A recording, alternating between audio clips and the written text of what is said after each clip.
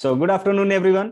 सो आज हम लोग इस बेसिक मैथमेटिक्स लेक्चर 6 में ग्राफ का डिस्कशन करने वाले हैं। ठीक है, तो उसके डिस्कशन में सबसे पहला जो डिस्कशन होगा वो स्ट्रेट लाइन का होगा। देन उसके बाद हम लोग देखेंगे पैराबोला। पैराबोला उसके बाद हाइपरबोला। हाइपरबोला और हाइपरबोला में दो टाइप होता है, एक और टाइप ये वाला। तो फोर्थ हाइपरबोला का एक ये वाला पार्ट होता है y equals to C by X to the power n type का graph. y equals to C by X to the power n का ग्राफ। पांचवा हम लोग देखने वाले हैं फिफ्थ टाइप का। पैराबोला हो गया, हाइपरबोला हो गया। अब हम लोग एक्सपोनेंशियल ग्राफ, एक्सपोनेंशियल। ठीक है, और ये एक्सपोनेंशियल के डिस्कशन में ही मैं आपको फिर से लॉगरिदमिक ग्राफ भी बताऊंगा, जो कि हम लोगों ने लास्ट क्लास में डिस्कस कर लिया था, लेकिन एक बार फिर यहां पर लॉगरिदमिक ग्राफ को भी देखेंगे। And 6 ellipse and circle. Ellipse and circle. ठीक है, तो हम लोग बेसिकली 6 टाइप के ग्राफ डिस्कस करने वाले हैं। स्ट्रेट लाइन का मैं पूरा मेथड बताऊंगा, पैराबोला का भी पूरा मेथड बताऊंगा, हाइपरबोला और इन इसके बाद के जितने भी ग्राफ हैं उसका कुछ ऐसा रूल नहीं है। ठीक है, रूल थोड़ा सा बताऊंगा, लेकिन ये ग्राफ आपको याद करने पड़ेंगे, यहां से यहां तक का ग्राफ। ठीक है, आपको कुछ ग्राफ मेमोराइज करने पड़ेंगे। कहां से कहां? फ्रॉम हाइपरबोला से। ठीक है गाइस, तो चलिए हम लोग आगे बढ़ते हैं। आगे बढ़ते हुए हम लोग बात करते हैं सबसे पहले स्ट्रेट लाइन। स्ट्रेट लाइन से पहले मैं कुछ बेसिक पॉइंट्स डील करना चाहूंगा। Some basic point, some basic point.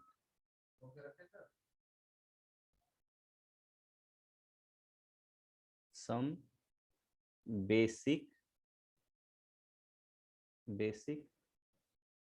Points. Some basic points, कुछ बेसिक पॉइंट हम लोग डिस्कस कर लेते हैं। उस बेसिक पॉइंट में सबसे पहला पॉइंट होगा कोऑर्डिनेट का। कोऑर्डिनेट लोकेट करने आता है कि नहीं सभी को?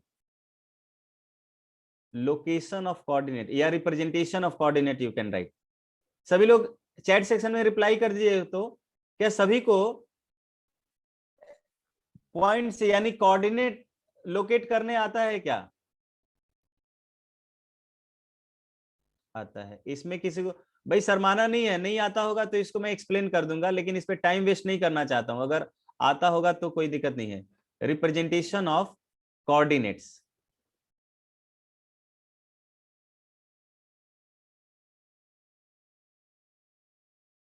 दोनों में ही, एक्स एक्सिस वाई एक्सिस इन सब में आता है। चलिए, तो ये कोऑर्डिनेट एक्सेस में, कोऑर्डिनेट एक्सेस भी दो तरह के होंगे। ठीक है, एक होगा 3D कोऑर्डिनेट सिस्टम एंड एक 2D कोऑर्डिनेट सिस्टम। 2D को मैं बस ऐसे फिगर एक्सप्लेन कर देता हूं, फिगर से, कि लेट से ये मुझे एक 2 डायमेंशनल कोऑर्डिनेट ज्योमेट्री मिला हुआ है। तो 2 डायमेंशनल कोऑर्डिनेट सिस्टम होगा एक, और दूसरा 3 डायमेंशनल। तो ये 2 डायमेंशनल में क्या होता है, देखिए, लेट से मैंने कोई पॉइंट लिया यहां पर। यहां पर कोई अगर मैंने पॉइंट लिया, ये वाई एक्सिस होगा, ये एक्स एक्सिस होगा। तो अगर यहां पर मैंने पॉइंट लिया ना, तो मुझे क्या करना पड़ेगा, इस ओरिजिन से पहले एक्स में डिस्टेंस ट्रेवल करना पड़ेगा, यानी एक्स एक्सिस में, और फिर वाई एक्सिस के पैरेलल वाई वाला डिस्टेंस ट्रेवल करना पड़ेगा। तो अगर यहां से यहां का डिस्टेंस एक्स हुआ और ये वर्टिकल डिस्टेंस वाई है, तो मैं बोलूंगा कि इसका कोऑर्डिनेट एक्स कॉमा वाई होगा गाइस। इसका कोऑर्डिनेट कितना होगा? X comma y. ठीक है, और दूसरा एक 3D कोऑर्डिनेट सिस्टम होगा। तो मैं 3D कोऑर्डिनेट सिस्टम को इस तरह से लेता हूं कि ये y एक्सिस, ये x एक्सिस, और ये z एक्सिस क्या हो गया, परपेंडिकुलर, ये कुछ ऐसा हो जाएगा। ठीक है, अब मुझे यहां पर कोई पॉइंट रिप्रेजेंट करना होता है तो मैं पहले जाता हूं x एक्सिस की तरफ, ये हो जाएगा x एक्सिस, ये हो जाएगा y एक्सिस, ठीक है, या इसका नाम z एक्सिस। इसमें कोई फिक्स नहीं है भाई कि कौन सा x है कौन सा y है, इसमें ना इसको मैंने अगर z मान लिया तो इसको मुझे y मानना पड़ेगा। ठीक है गाइस, तो मैं क्या करूंगा, पहले मैं x एक्सिस में चलूंगा, x एक्सिस में चला तो x एक्सिस में चल के ऐसे आया, देखिए रेड से कर दे रहा हूं इस तरह से, यहाँ पर x के पैरेलल डिस्टेंस ट्रेवल करेंगे, मान लिए x डिस्टेंस ट्रेवल किया, फिर y के पैरेलल डिस्टेंस ट्रेवल करेंगे, यहाँ पे मान लीजिए y हो गया, और इसके कॉरेस्पॉन्डिंग इसमें वर्टिकल डिस्टेंस ट्रेवल करेंगे, ये मान लीजिए ये डिस्टेंस y के पैरेलल चला गया, y कोऑर्डिनेट हुआ, और यहाँ पर अगर वर्टिकल डिस्टेंस, देखिए वर्टिकल डिस्टेंस मैं ग्रीन से चल रहा हूँ, वर्टिकल डिस्टेंस ग्रीन से चल रहा हूं तो ऐसा हो गया। तो ये यहां पर जो कोऑर्डिनेट मिलेगा मुझे वो मिलेगा x comma y comma Z. Guys ये क्या मिलेगा, ये वर्टिकल यहां से यहां तक ऊपर आए हैं तो जेड कोऑर्डिनेट हुआ। ठीक है, तो ये x comma y comma Z, इस पॉइंट P, अगर इस पॉइंट का नाम देते हैं तो पॉइंट P का कोऑर्डिनेट हो गया। सभी को समझ में आ गया क्या कि कोऑर्डिनेट कैसे राइट डाउन करेंगे? तो सबसे पहले we will move from origin to x direction, then y direction and then z direction similarly. और जो कोऑर्डिनेट होगा, x एक्सिस में जितना डिस्टेंस ट्रेवल मैं करूंगा वो x कोऑर्डिनेट हो जाएगा, y डिस्टेंस में जितना ट्रेवल करूंगा डिस्टेंस वो y कोऑर्डिनेट हो जाएगा, एंड z डायरेक्शन में जितना मैं डिस्टेंस ट्रेवल करूंगा वो z कोऑर्डिनेट होगा। तो ये वाला जो कोऑर्डिनेट का रिप्रेजेंटेशन है, सभी को क्लियर है क्या? Just write yes or no in the chat section everyone. एक बार कंफर्म कर दीजिए तो आगे बढ़ते हैं हम लोग। सेकंड वाला एक बार और, ठीक है।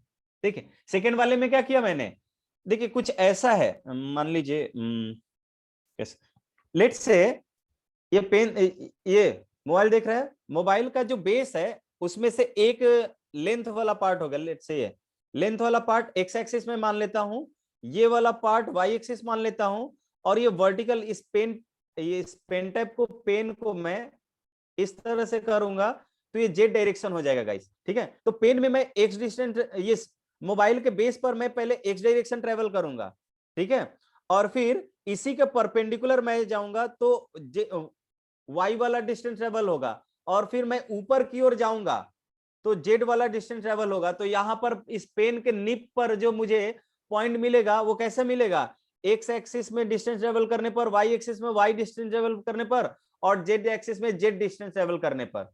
तो ये जो कोऑर्डिनेट होगा वो मेरा x comma y comma z हो जाएगा गाइस। ठीक है, चलिए, तो ये पहला हुआ। नेक्स्ट वाला जो पार्ट मैं ले रहा हूं, ये ले रहा हूं एक्स इंटरसेप्ट, दूसरा होगा x intercept.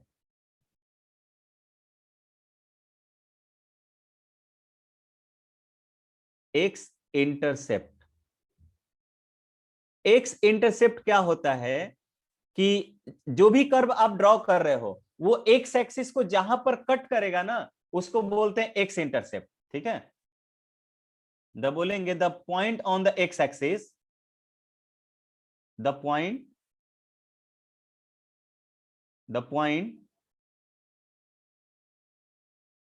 on the x-axis, on the x-axis, x-axis, intercept and intersect। Intersect का मतलब काटना होता है, किसी भी तरह का कोई भी दो लाइन कट कर सकता है ठीक है, वो जनरल टर्म हुआ। इंटरसेप्ट में कोऑर्डिनेट एक्सेस को जब कट करता है ना उसी को बोलता हूं the point on the x axis where the graph where the graph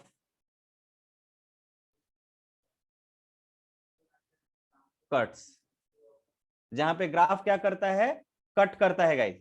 intercept CEPT होगा, ठीक है, मैं बताता हूं, इंटरसेप्ट और इंटरसेक्ट, ठीक है, और दूसरा होता है y intercept guys, y intercept, तीसरा क्या होगा इसके बाद वाला, वाई इंटरसेप्ट। बताता हूं मैं सभी को इसका बीच का डिफरेंस। इंटरसेप्ट, वाई इंटरसेप्ट का मतलब हुआ वेयर द कर्व, यानी कि the points,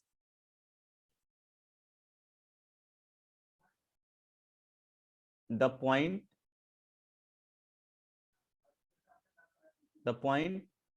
on the y-axis, on the y-axis, where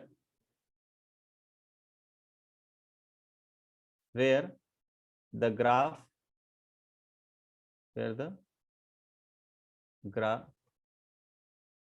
cuts, ठीक है, where the graph cuts। जैसे मान लीजिए मैंने क्या किया कि ये कोऑर्डिनेट एक्सेस बनाया, ये कोऑर्डिनेट एक्सेस बनाया, और कोऑर्डिनेट एक्सेस बनाने के लिए मैंने क्या बोला कि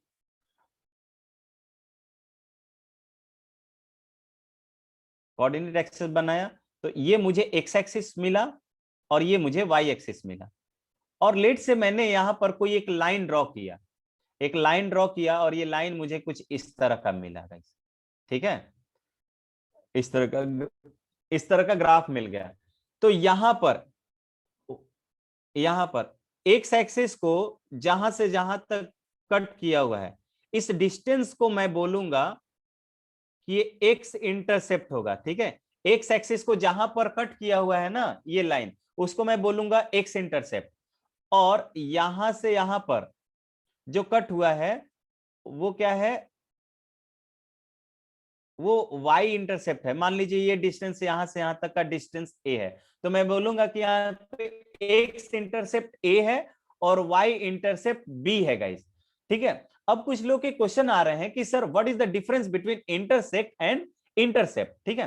तो इंटरसेप्ट में आपके पास ये क्लियर कट होना चाहिए कि इंटरसेप्ट पॉजिटिव में दिया हुआ है, तो इसका मतलब कि ये एक्स में, एक्स एक्सिस को ये पॉजिटिव a पर कट कर रहा होगा। जैसे मैंने बोला कि एक्स इंटरसेप्ट 5 है, एक्स इंटरसेप्ट 5 है ना, तो ये क्लियर कट है कि ये कोई भी लाइन होगा या कोई भी ग्राफ होगा, वो एक्स एक्सिस को 5 यूनिट राइट हैंड साइड पर कट करेगा ऑन द एक्स एक्सिस, ठीक है।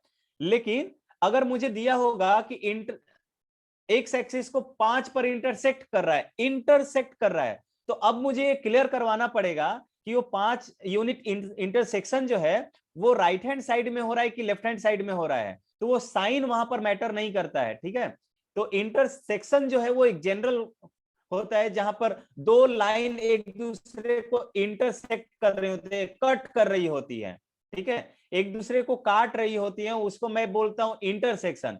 लेकिन इंटरसेप्ट हमेशा कोऑर्डिनेट एक्सेस के ही टर्म में बोलेंगे। जैसे मान लीजिए ये एक लाइन है, यहीं पर मैं एक और लाइन ड्रॉ कर दूं, लेट से मैंने एक लाइन ग्रीन से ड्रॉ कर दिया, ग्रीन से एक लाइन इस तरह से ड्रॉ कर दिया, इसको भी सही से ड्रॉ करता हूं, ग्रीन से मैंने इस तरह से इंटरसेक्ट कर दिया, तो ये वाला जो पॉइंट होगा ना वो इंटरसेक्शन हो गया। ये क्या हो गया, इंटरसेक्ट। इसको मैं इंटरसेप्ट नहीं, किसी भी टर्म में मैं इंटरसेप्ट नहीं बोल सकता हूं इस इंटरसेक्शन पॉइंट को, लेकिन ये इंटरसेक्शन पॉइंट होगा। सर ये स्पेसिफाइड है नहीं, तो अब मैं वही बता रहा हूं। तो देखिए पहले तो इंटरसेप्ट एंड इंटरसेक्ट के बीच डिफरेंस समझ जाइए। Intersect is the general term, जहां पर कोई भी दो लाइन का इंटरसेक्शन होगा, कट होगा, उसको मैं इंटरसेक्ट बोल सकता हूं। लेकिन इंटरसेप्ट हमेशा कोऑर्डिनेट एक्सेस एंड कर्व के बीच ही होगा गाइस, ठीक है। यहाँ पे एक्स एक्सिस, यहाँ पे मैं एक्स इंटरसेप्ट बोलता हूं, इसका मतलब कि एक्स एक्सिस को वो उतने पर कट कर रहा है, ठीक है। अब पॉजिटिव एक अगर मैं बोल रहा हूं कि +5 यूनिट, मतलब एक्स इंटरसेप्ट मेरा 5 है, एक्स इंटरसेप्ट मेरा 5 है, ठीक है। तो मैं ये क्लियर कट बोल सकता हूं कि एक्स एक्सिस पर जो इंटरसेक्ट होगा वो 5 unit on the right hand side of the y axis यानी ओरिजिन होगा, यानी कि एक्स एक्सिस को 5 यूनिट पॉजिटिव पर यानी 5,0 हो जाता है इसका कोऑर्डिनेट, क्योंकि एक्स एक्सिस पर जैसे ही है तो वहां पे वाई कोऑर्डिनेट 0 हो जाएगा गाइस। ठीक है, यहाँ पे मैं -5 बोल देता, अगर मैं बोलूंगा कि एक्स इंटरसेप्ट -5 है तो -5 यानी कि इधर कट करना चाहिए, 5 यूनिट इधर कट होता। ठीक है, तो एक तरह से आपको बताता है एक्स इंटरसेप्ट का मतलब कि जहां पे ग्राफ ने एक्स एक्सिस को जहां पर कट किया है वो एक्स इंटरसेप्ट होगा, वाई एक्सिस को जहां पर कट किया है वो वाई इंटरसेप्ट होगा। ठीक है गाइस, अगर एक्स इंटरसेप्ट पॉजिटिव है इसका मतलब कि वो एक्स एक्सिस को पॉजिटिव साइड में कट करेगा, और एक्स इंटरसेप्ट अगर निगेटिव है तो एक्स एक्सिस को निगेटिव साइड कट करेगा। In the similar way for the y intercept, y intercept के लिए भी ऐसा ही मैं डिस्कशन करूंगा कि अगर वाई इंटरसेप्ट पॉजिटिव है गाइस, वाई इंटरसेप्ट क्या है, पॉजिटिव है, तो इसका मतलब कि वाई एक्सिस को वो ऊपर की ओर कट करेगा, और अगर वाई इंटरसेप्ट निगेटिव है इसका मतलब वाई एक्सिस को वो निगेटिव साइड में कट करेगा। ठीक है गाइस, यहां तक क्लियर है क्या सभी को, x intercept and Y intercept? Just right yes or no in the chat section everyone। ठीक है, एकदम सिंपल सा टर्म है, एक सिंपल सा टर्म है। हाँ विवेक, क्या टर्म क्या समझ में नहीं आया विवेक बताइए। विवेक कहाँ गए, एक बार हैंड रेज कर दीजिए, आप सबसे ऊपर हाँ आ गए मिल गए, मैंने आपको अनम्यूट कर दिया, बताइए क्या समझ में नहीं आ रहा है उसमें अब। सर यहाँ पे जो एक्स एक्सिस पे बोले हैं 5,0, तो सर 5 तो एक्स एक्सिस पे होगा, लेकिन ये जो सर वाई इंटरसेक्शन कर रहा है वाई एक्सिस पे, तो यहाँ पे सर सम 2 या कुछ भी होगा, तो वाई क्या, एक्सिस पर हाँ सर 0 कैसे होगा?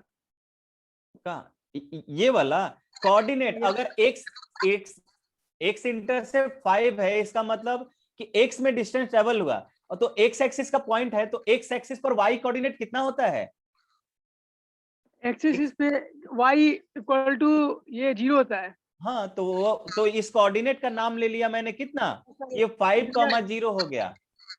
क्लियर है सर? उसी तरह मैं अगर y इंटरसेप्ट मान लीजिए y इंटरसेप्ट लिखता हूं कि ये 4 है, y इंटरसेप्ट 4 है, इसका मतलब ये हो गया कि इस लाइन ने y एक्सिस को 4 पर कट किया है, तो यहां से यहां का डिस्टेंस 4 हो गया। लेकिन अगर मैं यहाँ का कोऑर्डिनेट लिखना चाहता हूं तो y एक्सिस पर x कोऑर्डिनेट 0 होता है, तो मुझे लिखना पड़ेगा कि ये 0,4 हो जाएगा। ठीक है, क्लियर हो गया? Yes sir.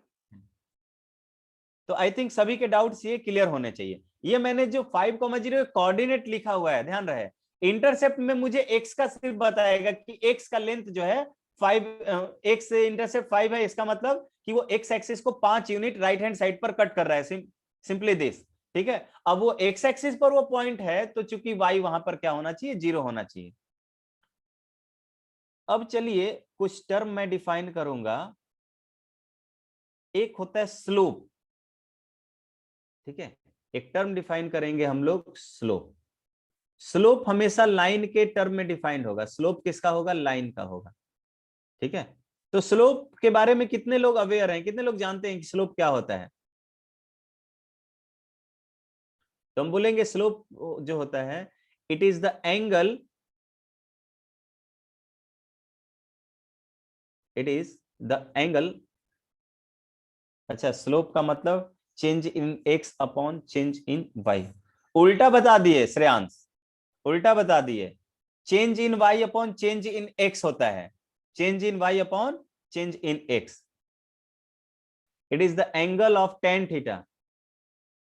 It is the angle of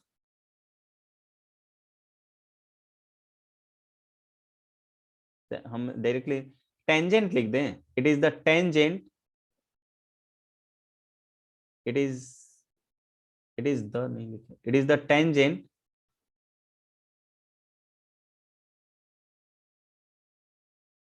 it is the tangent of the angle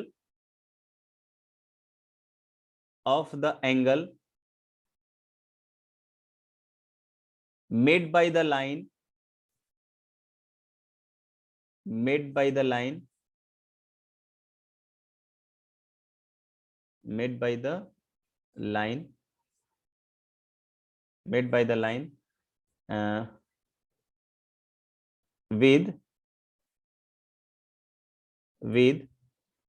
x axis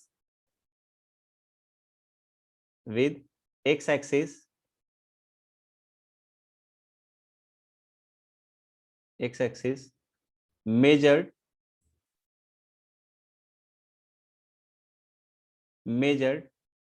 in anti-clockwise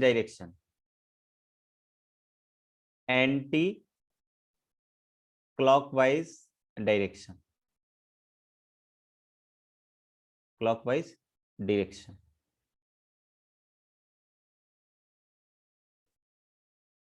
ठीक है भाई। तो देखिए क्या होता है, ये अभी हमने लैंग्वेज लिखाया है, लेकिन ये उतना ही आसान है समझना, ये जैसे मान लीजिए कोऑर्डिनेट एक्सेस हुआ, ठीक है। इस कोऑर्डिनेट एक्सेस में हमने क्या किया, कोई एक लाइन ड्रॉ किया है।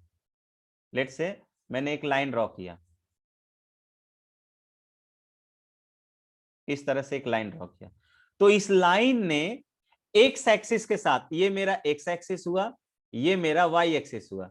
तो एक्स एक्सिस के साथ जितना एंगल बनाया हुआ, तो एक्स एक्सिस के साथ एंगल कितना, तो एक्स एक्सिस के साथ दो एंगल बनेगा।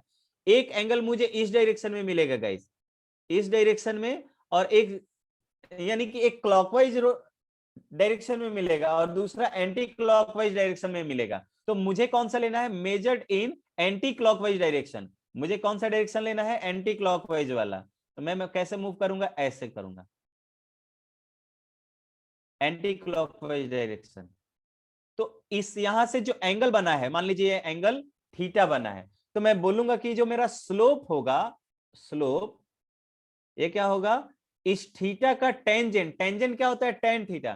तो इस थीटा का मैं टेन थीटा ले लूंगा ना, तो यही मेरा स्लोप होगा गाइस, यही मेरा क्या होगा, स्लोप होगा। और स्लोप को एम से डिनोट करते हैं, किसको, किससे डिनोट करेंगे, स्लोप का जो नोटेशन होगा वो एम होगा। तो मैं बोलूंगा कि एम की वैल्यू यहां पर टेन थीटा के बराबर है। Is it clear to everyone, क्या डेफिनेशन क्लियर है, ठीक है।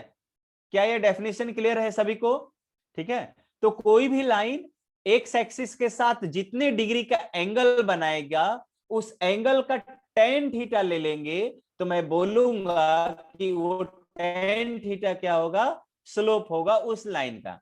हाँ गुलशन, क्या आपको दिक्कत है बताइए, कहाँ है, एक बार हैंड रेज कर दीजिए, सबसे ऊपर आ जाओगे आप, मैं आपको अनम्यूट कर दूंगा फिर। बताइए क्या दिक्कत है, अनम्यूट कर दिया मैंने आपको। डेफिनेशन सर नहीं समझ। तो डेफिनेशन यही तो कह रहा है, it is the tangent of the angle. Tangent of the angle का मतलब कि एंगल का टेन थीटा। टेंजेंट क्या होता है, ये हमने बताया था कि टेन को मैं टेंजेंट बोलता हूं, पूरा नाम उसका होता है टेंजेंट, ठीक है। तो it is the tangent of the angle, angle का टेन थीटा होता है मेड बाय द लाइन, ठीक है, जो लाइन के साथ बनाता है, made by the line with the x axis. Line ने एक्स एक्सिस के साथ जितने डिग्री का एंगल बनाया है, उसका टेंजेंट जो होता है, यानी टेन थीटा जो होता है, उसी को मैं बोलता हूं क्या, कि स्लोप होता है वो। और ये कैसे मेजर्ड होने चाहिए, तो एंटी क्लॉकवाइज डायरेक्शन में ये मेजरमेंट होना चाहिए, ठीक है। यानी कि जो मैंने यहां पे बताया आपको वही लिखा हुआ है यहां पर। क्लियर है, नहीं क्लियर है, यस सर, मतलब नहीं क्लियर है, हो गया सर, हो गया। हो गया। तो देखिए ये क्या कह रहा है कि it is the tangent of the angle made by the line with the x axis measured in anti clockwise direction. यानी कि कोई भी लाइन एक्स एक्सिस के साथ एंटी क्लॉकवाइज डायरेक्शन में जितने डिग्री का एंगल बनाएगा, उस एंगल का टेन थीटा जो है वही क्या कहलाएगा, स्लोप कहलाएगा, स्लोप ऑफ द लाइन कहलाएगा गाइस, ठीक है। अब देखिए यहां पर दो तरह का थीटा मुझे मिल सकता है गाइस, या दो तरह का क्या, मतलब बहुत तरह के थीटा में। यहाँ पे एक मैं और चीज लिखवा दे, यहाँ पे नोट करके लिख दीजिएगा, यहाँ पे नोट करके एक लीजिएगा, note, if angle is measured in, if angle if angle, ये कन्वेंशन है, मैंने बताया था कि अगर एंटी क्लॉकवाइज डायरेक्शन में एंगल लिया जाता है तो पॉजिटिव एंगल होता है, और निगेटिव साइड से लिया जाएगा तो वो, सॉरी, क्लॉकवाइज डायरेक्शन में जब लिया जाएगा तो वो निगेटिव स्लोप हो जाता है। If angle is measured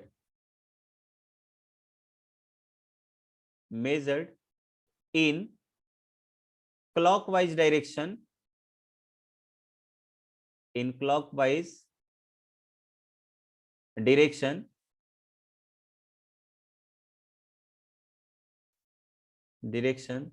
then the angle is negative, then the angle is negative, ठीक है गाइस। अगर मैं क्लॉकवाइज डायरेक्शन में ये रोटेशन करूंगा तो मुझे क्या मिलेगा, जो थीटा मिलेगा, जो एंगल मिल जाएगा वो निगेटिव मिल जाएगा। इसका मतलब कि अगर मैं इधर से इधर रोटेट करता हूं, मान लीजिए इधर रोटेशन के बाद मुझे अल्फा एंगल मिला, तो ये अल्फा जो है वो निगेटिव होगा। ये बोलने का मतलब निगेटिव एंगल होगा ये वाला। जो ब्लैक से मैंने ये रोटेशन दिखाया है कि लेट से यहां मैंने मूव किया तो वो एंगल अल्फा है, तो ये एंगल अल्फा जो है मेरा निगेटिव मिलेगा। ठीक है, चलिए इसके बाद हम लोग थोड़ा सा यहाँ पे कुछ इंपॉर्टेंट पॉइंट्स इसी में बात करते हैं कि अगर मेरा थीटा जो है वो लेस देन 90 डिग्री हो गाइस, यानी कि एक्यूट एंगल हो, थीटा मेरा क्या हो, एक्यूट एंगल हो, तो 0 से 90 डिग्री के बीच हो, तो इसका tan थीटा क्या हो जाएगा, दिस इंप्लाइज tan थीटा जो है वो पॉजिटिव हो जाएगा। tan थीटा क्या हो जाएगा गाइस, पॉजिटिव होगा, और पॉजिटिव होगा तो इस केस में मैं बोलूंगा कि मेरा स्लोप भी क्या होगा, slope is positive, slope is positive.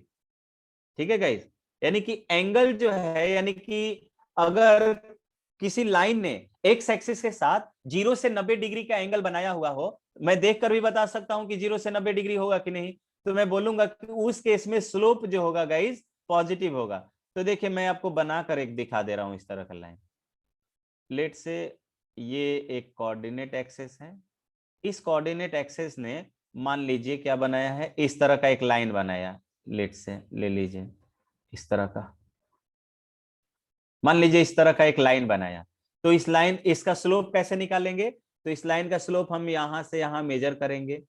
देख रहे हैं कि ये एंगल क्या है, 90 से छोटा है गाइस, एंगल क्या है, ये मान लीजिए थीटा है, तो यहाँ पे स्लोप m जो होगा वो क्या होगा, tan ऑफ थीटा होगा, tan ऑफ थीटा हो जाएगा।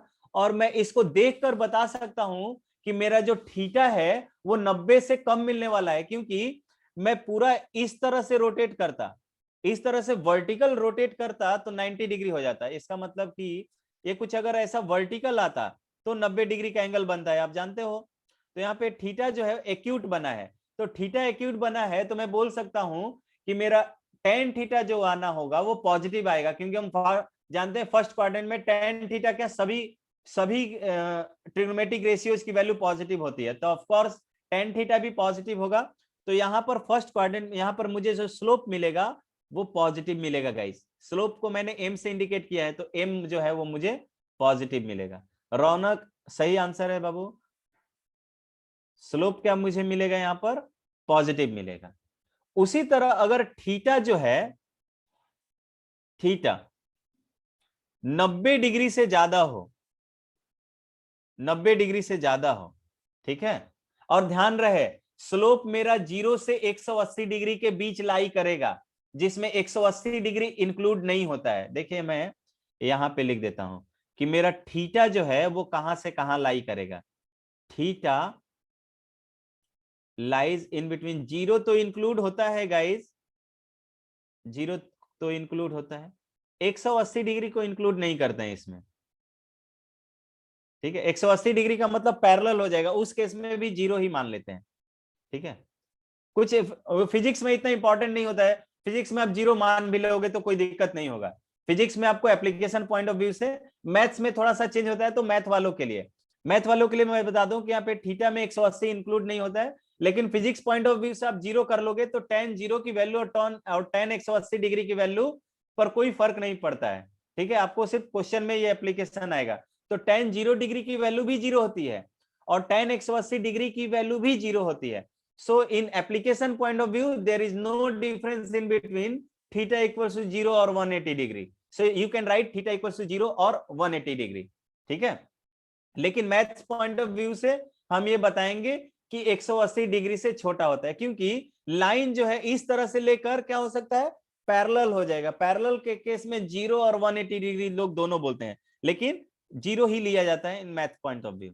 चलिए तो आगे, क्योंकि वहां पर आप फिजिक्स में एक एंटी पैरेलल बोलते हो, एंटी पैरेलल में 180 डिग्री लेते हो। ठीक है, तो चलिए यहां पर मैं आपको ये कह दूं कि यहां पर अगर 180 डिग्री से 90 डिग्री से ज्यादा होगा तो ऐसा मत समझ लीजिएगा कि 1000 डिग्री हो जाएगा, 2000 डिग्री हो जाएगा। इसका मतलब कि 180 डिग्री तक जाएगा वो। तो इस केस में मेरा जो tan थीटा होगा, tan थीटा, तो tan थीटा आप जानते हो सेकेंड क्वाड्रेंट में क्या हो जाता है गाइस, निगेटिव होता है। तो tan थीटा मेरा निगेटिव होगा, और अगर tan थीटा निगेटिव होगा तो मैं बोलूंगा कि यहाँ पे स्लोप भी मेरा निगेटिव हो जाएगा गाइस। स्लोप क्या हो जाएगा, स्लोप इज निगेटिव। ठीक है, स्लोप इज निगेटिव। तो रौनक ने पहला आंसर सही दिया था। अब देख सकते हो यहां पर कि यहां पर जो एंगल है वो, यहां पर जो एंगल है वो 90 डिग्री से ज्यादा है। देखिए यहाँ पे वर्टिकल लाइन रहता तो 90, तो वर्टिकल लाइन से ज्यादा जैसे ही होता है तो वो ऑब्ट्यूस एंगल है। तो ये ऑब्ट्यूस एंगल बना है, इसका मतलब यहां पर जो स्लोप जो मुझे मिला है वो निगेटिव स्लोप मिला है गाइस, बिकॉज यहाँ थीटा जो है वो 90 डिग्री से ज्यादा है। ये बात सभी को समझ में आ रही है क्या? ये बात सभी को हजम हुआ कि यहाँ पे थीटा जो है वो ऑब्ट्यूस है, 180 से ज्यादा है, तो मैं बोलूंगा कि यहाँ पर मेरा स्लोप जो है वो निगेटिव मिलने वाला है गाइस। चलिए नेक्स्ट बढ़ते हैं हम अपने नेक्स्ट पर। अगर मेरा स्लोप जो है वो 0 दिया हुआ है, स्लोप 0 है, स्लोप क्या है, अगर 0 दिया हुआ है, स्लोप 0 है, इसका मतलब कि या तो tan या थीटा जो है या तो 0 डिग्री मिला होगा या 180 डिग्री मिला होगा। दोनों लिख दिया आपने, आपको इसमें कोई डाउट नहीं होना चाहिए। अब 0 मिला होगा या 180 मिला होगा। इस केस में जो मेरा लाइन होगा, द लाइन या line is parallel to x axis. Line जो है इस केस में एक्स एक्सिस के पैरेलल होगा। Line is parallel to x axis, parallel to x axis, x axis के पैरेलल होगा गाइस। और अगर मेरा बोलेंगे स्लोप अनडिफाइंड हो गया तो इसका मीनिंग क्या हो जाएगा, स्लोप क्या है, स्लोप इज इंफिनिटी। स्लोप क्या है, इंफिनिटी है। तो मैं बोलूंगा कि मेरा जो थीटा है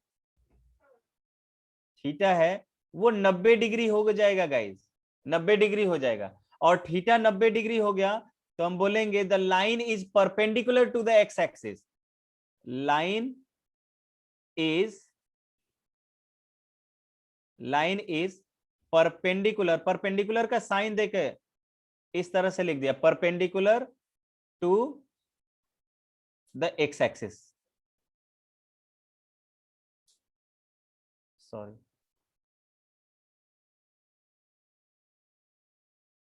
perpendicular to the x axis. हाँ, पैरेलल टू वाई एक्सिस भी बोल सकते हैं श्रेयांश। ठीक है, अब चूंकि मैंने वाई एक्सिस को क्यों इन्वॉल्व नहीं किया हुआ है, स्लोप का जितना भी कॉन्सेप्ट आया है ना सिर्फ और सिर्फ एक्स एक्सिस के साथ आया है, इसलिए मैंने वाई एक्सिस का कोई डिस्कशन नहीं किया यहाँ पर। हाँ, स्लोप इंफिनिटी का डायग्राम कैसा होगा, अगर पूछा जाए कि स्लोप ऑफ वाई एक्सिस कितना होगा तो your answer should be infinity. तो उसका कुछ लाइन का लेना चाहते हो तो लिख सकते हो, हम ऐसे लिख सकते हैं कि ये जो होगा, लेट्स से कि ये एक लाइन होगा, सॉरी, लेट्स से ये एक लाइन मिला मुझे, ये कोऑर्डिनेट एक्सेस मुझे मिला, और कोऑर्डिनेट एक्सेस में मैं यहाँ पे लाइन भी ड्रॉ कर ले रहा हूं पे। ये इस तरह का लाइन है, क्या है, इस तरह का लाइन है।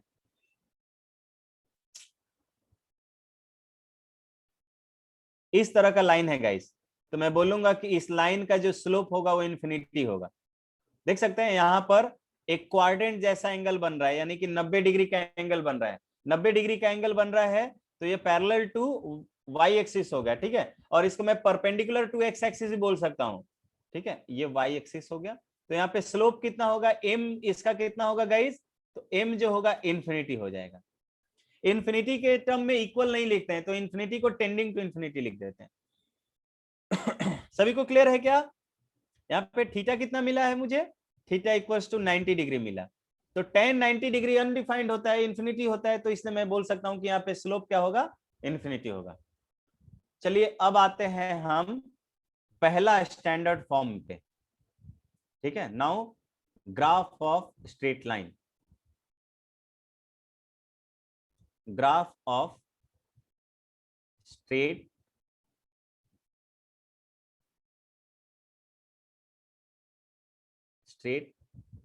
लाइंस। स्ट्रेट लाइंस का ग्राफ अब हम ड्रॉ करने जा रहे हैं, ठीक है। पहला फॉर्म जो होगा इसको बोलते हैं स्लोप इंटरसेप्ट फॉर्म। क्या बोलेंगे पहले फॉर्म को, स्लोप इंटरसेप्ट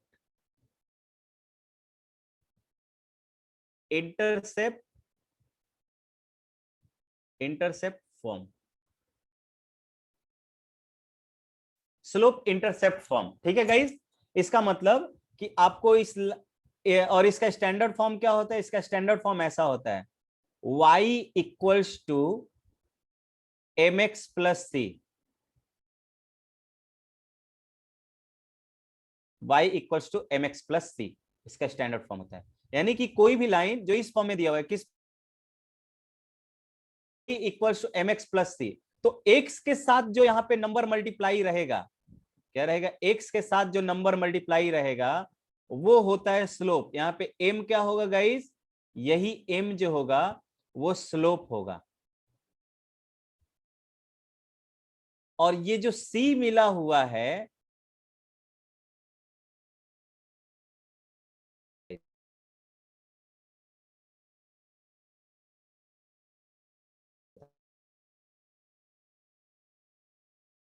होता है, तो मैं बोल सकता हूं कि यहां पर जो भी इक्वेशन मिलेगा y, हम क्या करेंगे, देखिए लाइन मिलेगा कोई भी स्ट्रेट लाइन तो इस फॉर्म में होगा, किस फॉर्म में, let's say ax plus b y plus c equals to 0 या इक्वल्स टू सी, मान लीजिए यही तो स्टैंडर्ड फॉर्म होता है लाइन का, जनरल फॉर्म यही होता है ना।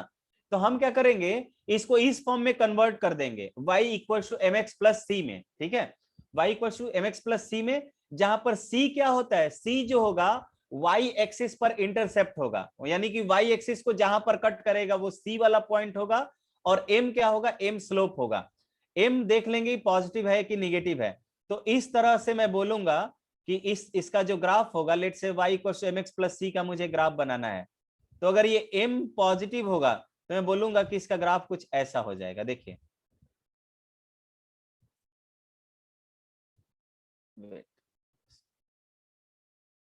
इसका ग्राफ कैसा होगा, ऐसा हो जाएगा गाइस, ठीक है, जहां पर ये m मैंने लिया हुआ कि यहां से यहां तक का, यहां से यहां तक का वैल्यू m है, m क्या होगा यहाँ पर, निगेटिव होगा ऑफ कोर्स, और यहां से यहां का जो डिस्टेंस होगा वो ऑफ कोर्स c होगा गाइस, c होगा।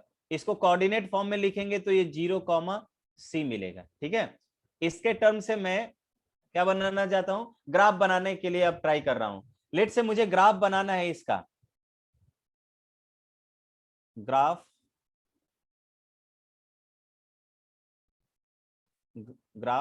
The following equation, graph the following equation. Let say मुझे ग्राफ ड्रॉ करना है इसका। पहला ग्राफ मैं दे रहा हूं आपको, लेट से पहला ग्राफ दिया y equals to x plus 2 मैंने मान लीजिए दिया आपको, इसका ग्राफ आपको ड्रॉ करना है। तो इसका ग्राफ ड्रॉ करना है तो देखिए x एक्सिस x के साथ कितना मल्टीप्लीकेशन, इसको मैं देख सकता हूं y equals to mx plus c से कंपेयर कीजिए। y equals to mx plus c से क्या करेंगे, कंपेयर करते हैं हम। कंपेयर अगर आप करोगे तो आप कहोगे कि m की वैल्यू मुझे कितनी मिलेगी, 1 मिलेगा गाइज। और m की वैल्यू 1 मिला, इसका मतलब कि tan थीटा का वैल्यू 1 मिला। tan थीटा का वैल्यू 1 कहां होता है भाई, तो एक्यूट एंगल में, तो मैं बोलूंगा कि थीटा मेरा 45 डिग्री होगा। ध्यान रहे यहाँ पे सभी का एंगल आप निकालने में पॉसिबल नहीं हो पाएंगे, ठीक है। tan थीटा मान लीजिए 45 डिग्री मान लीजिएगा, यहाँ पे तो एग्जैक्ट हम जानते हैं कि tan थीटा की वैल्यू यानी कि tan 45 डिग्री पर 1 होती है। तो m की वैल्यू 1 मिला है मुझे, और c जो है वो c की वैल्यू 2 मिला हुआ है। तो मैं बता सकता हूं कि x एक्सिस को c पर यानी 2 पर कट कर रहा है। 2 कहां होगा, y एक्सिस के ऊपर होगा, यानी कि x एक्सिस के ऊपर, यानी y एक्सिस को पॉजिटिव y एक्सिस पर कट करेगा ये।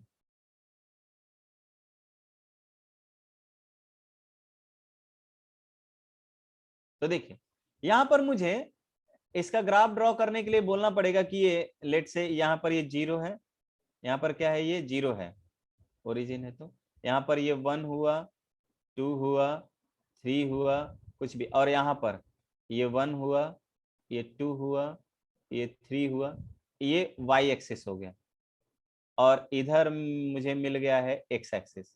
ठीक है गाइस, तो देखिए 45 डिग्री का एंगल अगर मैं इधर से ड्रॉ करूंगा, इधर से ड्रॉ करूंगा तो मुझे नहीं मिलेगा गाइस, ठीक है। इधर से मैं ड्रॉ करूंगा तो मुझे क्या मिल जाएगा, tan थीटा निगेटिव मिल जाएगा। तो मुझे इधर से ड्रॉ करना पड़ेगा इसको, किधर से, इधर से ड्रॉ करना। y को मैं 2 पर कट करूंगा और x को ये कहीं पर भी कट करे, मुझे फर्क नहीं पड़ता है, ठीक है।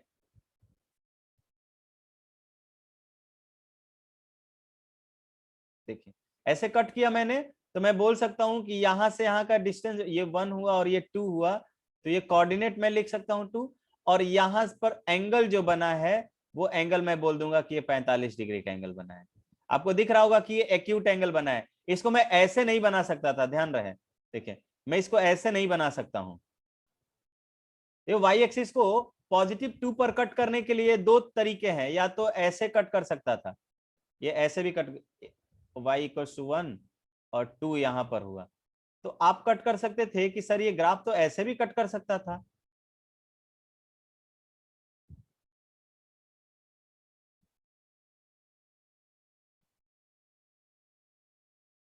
ये ऐसे भी कट कर सकता था, लेकिन यहां पर मैं देख रहा हूं कि मेरा जो एंगल है वो 90 से ज्यादा मिल रहा है, तो 90 से ज्यादा मिल रहा है तो 45 तो होगा नहीं। तो इस केस में मेरा थीटा जो है निगेटिव आ जा रहा है, सॉरी स्लोप निगेटिव आ जा रहा है। tan थीटा इस केस में कितना आ जाएगा, निगेटिव आ जाएगा। तो ये वाला ग्राफ पॉसिबल नहीं है, ये वाला ग्राफ सही होगा गाइस, ठीक है। किसी को कोई डाउट है यहां पर, जस्ट राइट यस और no everyone.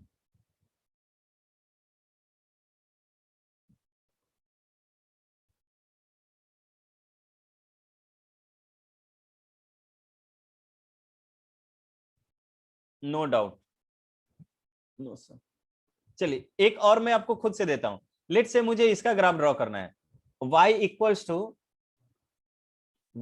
To minus x minus 2 का ग्राफ ड्रॉ कीजिए। तो सभी लोग एक बार खुद से आप ट्राई कीजिए, तब तक मैं कोऑर्डिनेट एक्सेस बना ले रहा हूं।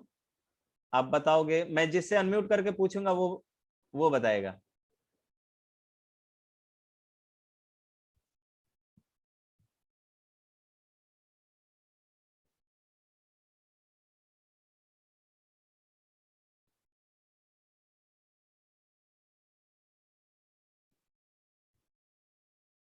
ट्राई कीजिए, यहाँ पर m की वैल्यू मुझे m इक्वल्स टू -1 मिलेगा। कंपेयर करेंगे y इक्वल्स टू इससे mx प्लस c से कंपेयर करते हैं। ये हमने लैंग्वेज नहीं लिखा है आपको भाई, comparing with this form, the standard form y equals to mx plus c, we can write कि m की वैल्यू मुझे -1 मिला एंड c इक्वल्स टू मुझे -2 मिलेगा।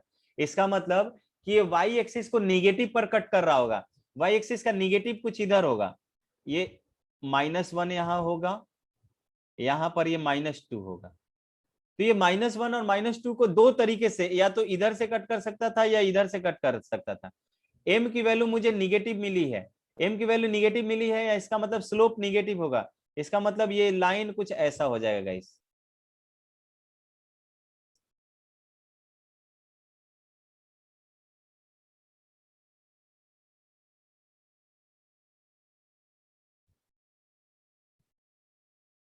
ये ऐसा हो जाएगा, तभी तो यहां से यहां तक का लेंगे। m की वैल्यू -1 मिला है ना, बताइए तो थीटा कितना होगा? बहुत अच्छे रौनक, यहाँ पे बोलेंगे कि tan थीटा -1,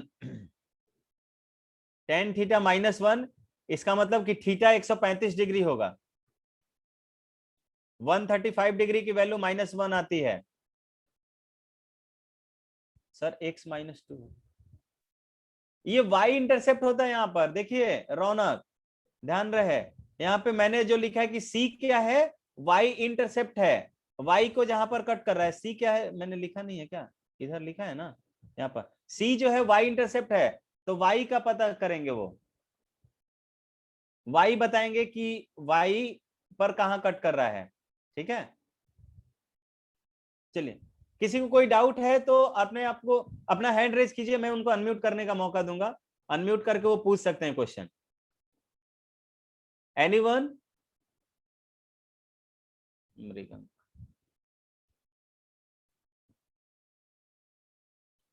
हाँ बोलिए मृगंक। सर जैसे कि यहाँ पर -x -2 है, तो यही अगर माइनस ना होकर तो कैसा ग्राफ बनता? उसके लिए आगे देखेंगे, अभी मैं और एग्जांपल लेने जा रहा हूं, आप एक दो एग्जांपल में मत कीजिए कि ऐसा ऐसा होता तो कैसा होता। ये वाला पार्ट समझ में है ना, 2-3 ग्राफ के बाद आप समझने लगोगे। इस ग्राफ में क्लियर है ना कि ये -2 क्यों हुआ है, बिकॉज हमने बताया कि इंटरसेप्ट में निगेटिव और पॉजिटिव गिवन रहेगा आपको। ठीक है, तो अगर -2 यहाँ पर c क्या होता था, c y इंटरसेप्ट होता है, और c की वैल्यू -2 है, इसका मतलब कि वो y एक्सिस को -2 पर कट करेगा, सिंपली ये। ठीक है, अभी और चेंज करके मैं दिखाऊंगा। आपका क्या डाउट था कि कितना रहेगा? तो सर ये जो माइनस क्या जगह पॉजिटिव रहता तो क्या होता, -x की जगह सिर्फ x होता तो?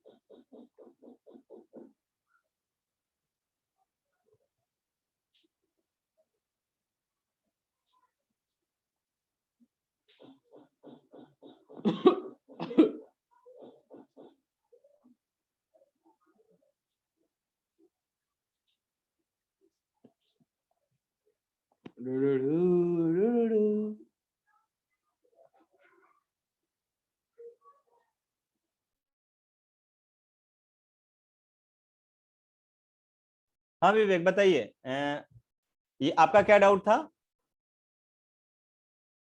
विवेक? स्क्रीन विजिबल होगा आई थिंक सभी को।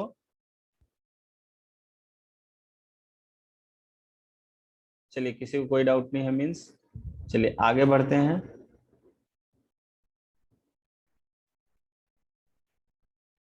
अच्छा मृगंक, देख लेंगे 135 डिग्री। आपने तो वैल्यू याद नहीं किया है विवेक, मैंने बताया था कि आपको वैल्यू याद करके रखना पड़ेगा।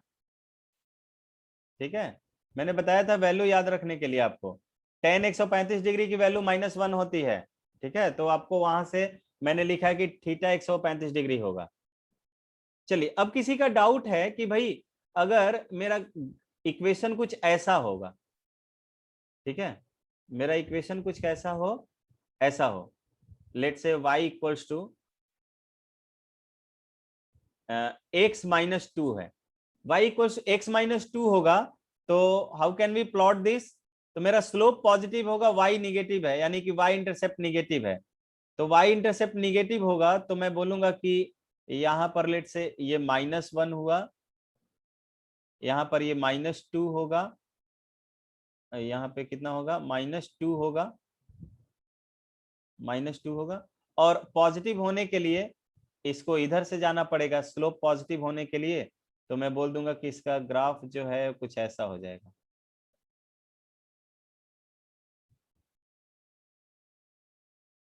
इसका ग्राफ कुछ ऐसा होगा, तभी तो यहाँ पे थीटा जो है वो कितना मिल जाएगा, 90 से कम मिल जाएगा। और ऑफ कोर्स m की वैल्यू यहाँ पर कितना है, m इक्वल्स टू 1 है, तो स्लोप 45 डिग्री मिल जाएगा, यानी कि m जो है, थीटा जो है वो 45 डिग्री मिल जाएगा यहाँ पर, और m 1 मिल जाएगा, और c की वैल्यू -2 मिल गया यहाँ पर।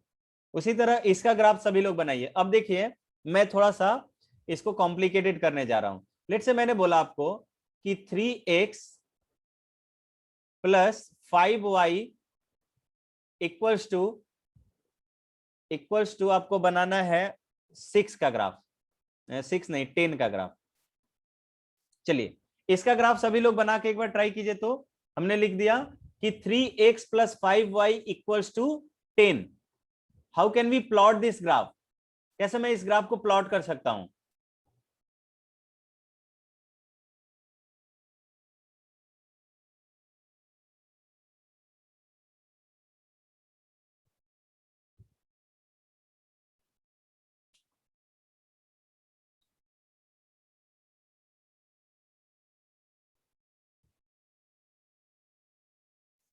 तो देखिए, मैं क्या करूंगा, इसको स्टैंडर्ड फॉर्म में कन्वर्ट करूंगा सबसे पहले।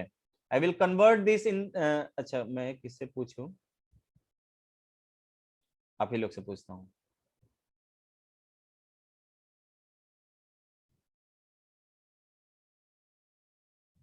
मंजेश आप बताइए, तो यहाँ पे स्लोप कितना होगा? मंजेश, मैं आपको अनम्यूट कर रहा हूं।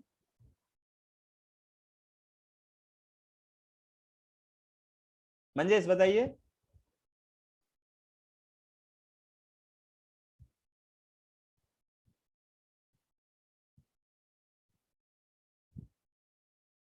हाँ,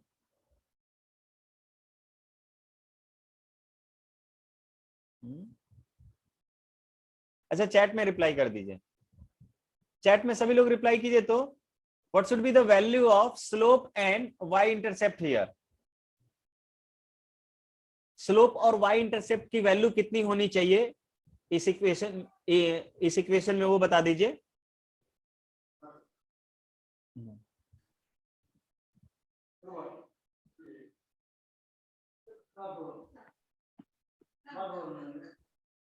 हाँ मंजेश बताइए, स्लोप कितना होगा? बहुत अच्छे सनी, बहुत अच्छे रौनक।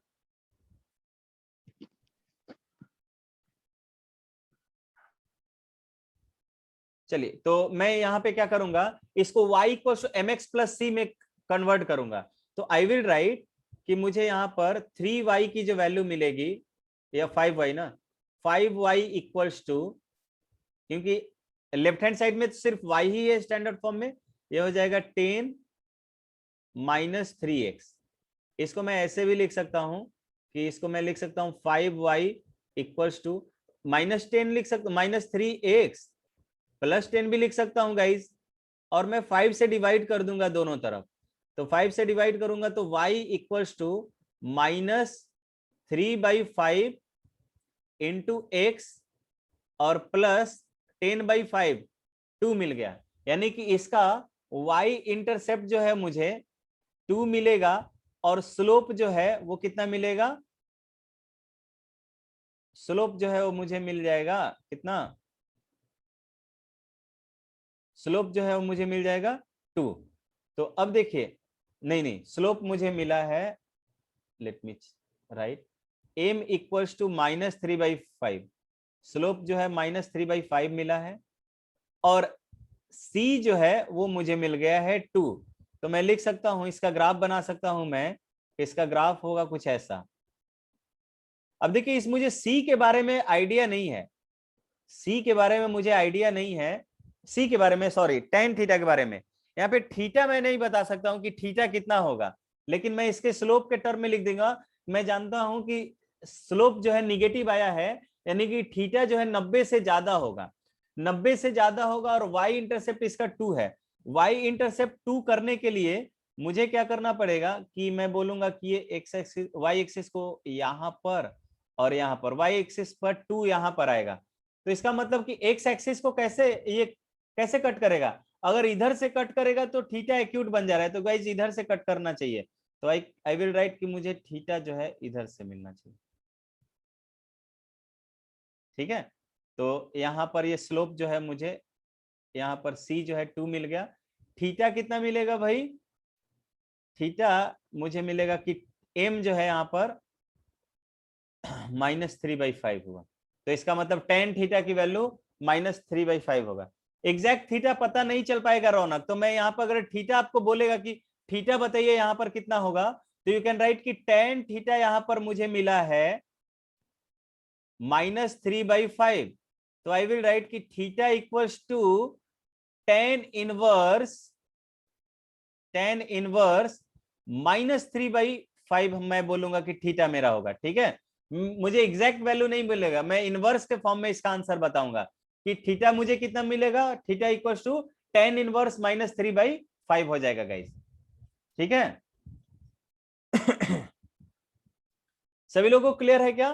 तो मैं थीटा का एग्जैक्ट वैल्यू वहीं पर बताऊंगा जितना तक मैंने कॉलम याद रखा हुआ है, और उसके अलावा कोई भी वैल्यू आएगा तो मैं उसमें इनवर्स लगा दूंगा कि tan इनवर्स इतना मिलेगा, ठीक है। यहां तक किसी को कोई डाउट है क्या? यहां तक किसी को कोई डाउट है? नहीं ना? चलिए एक और बता दे रहा हूं, एक और फॉर्म,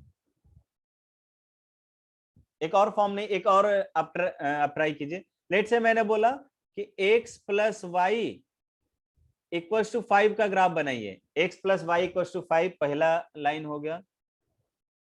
फॉर प्रैक्टिस दे रहा हूं, फॉर प्रैक्टिस।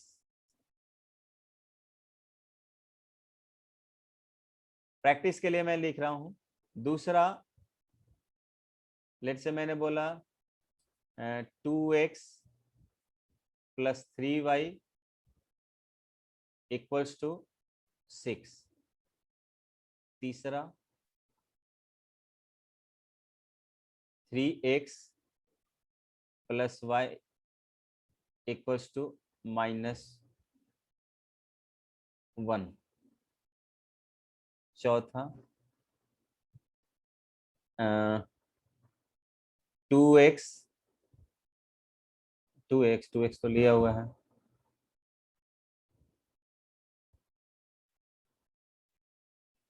मृगंक थीटा = 1। थीटा नहीं, ग्राफ बनाना है, इसका ग्राफ बनाना है। अब थीटा वगैरह बहुत छोटा चीज हो गया, वो फाइंड आउट नहीं करेंगे।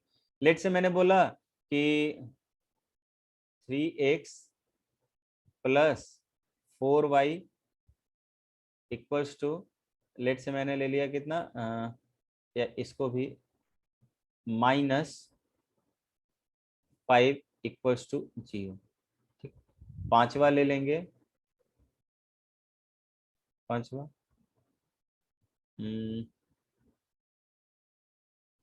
-x + y -1 = 0। चलिए ये ग्राफ बनाना होगा, ठीक है गाइस। तो कैसे करोगे आप, कैसे आप करोगे बताइए। तो कौन सा इसमें ग्राफ आपको टफ लग रहा है जिसका ग्राफ मैं बना दूं? ये आपके लिए मैंने दिया हुआ है, कोई भी बताइए जिसका ग्राफ लग रहा है कि दिक्कत करेगा और मैं बना दे रहा हूं। मुझे लग रहा है कि आई थिंक 4th नंबर मैंने आपको टफ जैसा दिया हुआ है। देखिए मैं 4th नंबर बना दे रहा हूं एक बार, ठीक है। इस 4 को मैं क्या करूंगा, 4th नंबर को अलग से ले लेता हूं, इसको मैं लिखूंगा कि 3x प्लस 4y, इस -5 का मैं साइड चेंज करूंगा तो +5 हो जाएगा।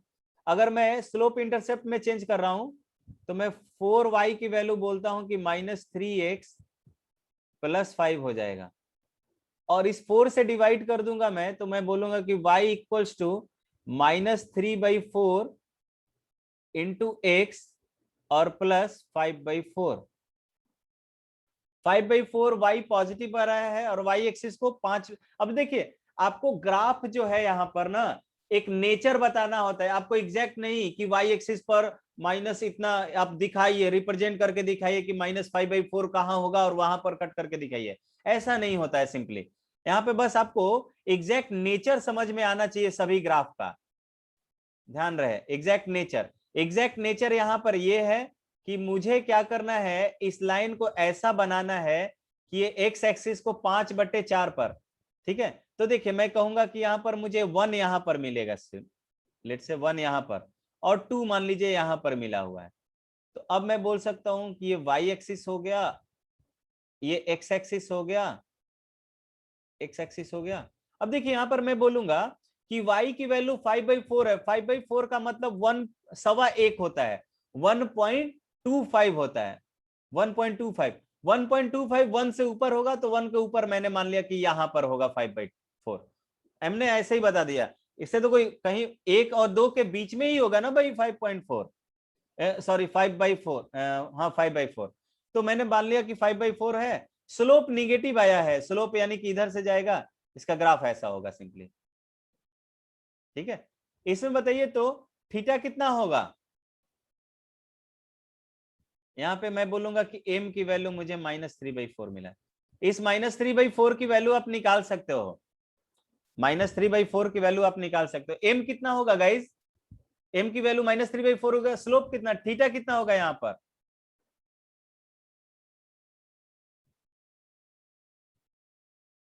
कोई बता सकता है? What should be the value of theta here?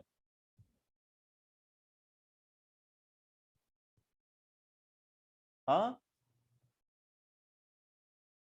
बहुत अच्छे रौनक। देखिए मैं 3/4 का वैल्यू जानता हूं कि tan में 3/4 की वैल्यू 37 डिग्री की होती है। tan 3/4 की अगर मुझसे वैल्यू पूछा जाए तो 37 डिग्री की होती है, लेकिन ये थीटा जो है सेकेंड क्वाड्रेंट में होना चाहिए, तो मैं बोलूंगा कि ये tan 180 डिग्री माइनस 37 डिग्री के बराबर होगा, ठीक है। तो 147 डिग्री इसका आंसर आएगा, सॉरी 143 ना, 143 होना चाहिए रौनक, 143। ये tan 143 डिग्री की वैल्यू है, ठीक है। 143 डिग्री की वैल्यू मिलेगा, यानी कि tan 180 डिग्री माइनस 37 डिग्री से मुझे मिल जाएगा, क्योंकि tan जो प्लस वाला होता है ना, tan 3/4 की वैल्यू जो है वो प्लस 37 डिग्री की वैल्यू होती है। तो इस निगेटिव आना है, इसका मतलब सेकेंड क्वाड्रेंट में होगा, यानी कि tan 180 डिग्री माइनस 37 डिग्री से मिला होगा, और tan 180 डिग्री माइनस 37 जो होगा वो 143 डिग्री होगा। तो tan 140 डिग्री। यहां से आपको एंगल रेयरली पूछा जाता है, आपको ग्राफ ही जनरली प्लॉट करना होगा। तो ग्राफ का कॉन्सेप्ट क्लियर है कि ना, है कि नहीं सभी को? जस्ट राइट येस और no in the chat section. Write Y for the, ये मतलब आपको क्लियर है, write C for the clear और D for the doubt, everyone. और अगर क्लियर है तो मैं एक्सपेक्ट करता हूं कि जितने भी ग्राफ मैंने रेस्ट 4 जो ग्राफ बचे हुए हैं ये आप खुद से करोगे, ठीक है। अंशु बाला आपका क्लियर है? अंशु बाला और लोग भी हैं, कोमल, प्रफुल्ल, रौनक का तो रिप्लाई आ गया, विवेक आपका, गर्ल्स में कि नहीं, किसी का रिप्लाई नहीं आ रहा है। गुड, अच्छा गुलशन का कुछ डाउट लग रहा है, चलिए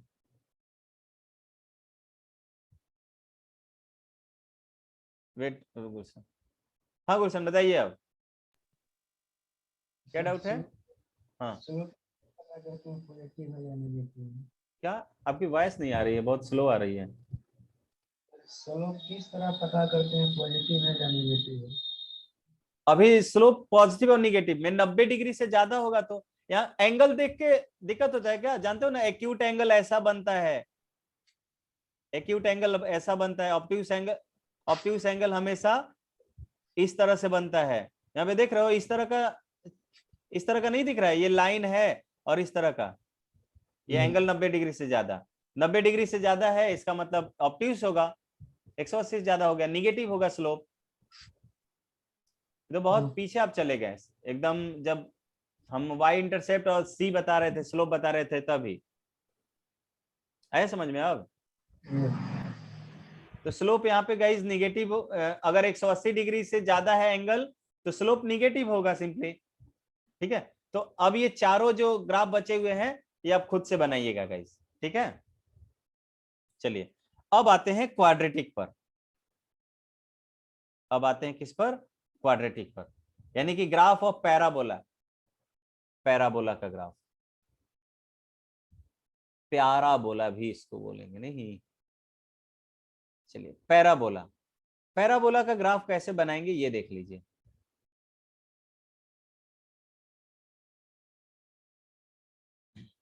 अब एक बात यहाँ पे आप ये देखिएगा कि कभी भी जब ग्राफ बनाते हो स्ट्रेट लाइन के अलावा किसी का भी ग्राफ जो है वो इस तरह का नहीं होगा, ऐसा नहीं होगा।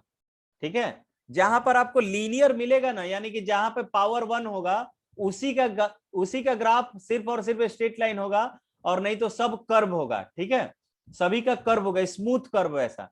तो y equals to x square में सबसे पहला और सबसे सिंपल सा ग्राफ लेता हूं, और यहां पे मैं ट्रांसफॉर्मेशन भी आपको बताने वाला हूं कि कैसे ग्राफ चेंज करते हैं। देखिए y equals to x square का ग्राफ ऐसा होगा, ये सब ग्राफ आपको याद करना पड़ेगा, स्टैंडर्ड ग्राफ। तो y equals to x square का ग्राफ गाइस ऐसा होगा, कैसा होगा गाइस? इस तरह से। देखिए मैं रेड कलर से बना दे रहा हूं,